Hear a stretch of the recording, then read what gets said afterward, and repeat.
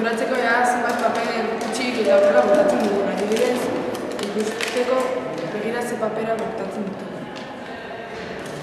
Helburua da, dena konturatzeko eta paperak gutxi bota beharrean aprobetxatzeko, gordetzeko eta egiketak ala zerbait egiteko. Hau egin baino lehen egin ditugu fitxa batzu jakiteko zenbat fotokopia ematen dizkiguten egunero informatu egin gara eta idatzi diogu eskutitz bat Atabiako jakiteko zer egiten duten ikastolako zakarrentzietatik hartu duten paperarekin eta ea paper birziklatua erabiltu duten eta hainbat galdera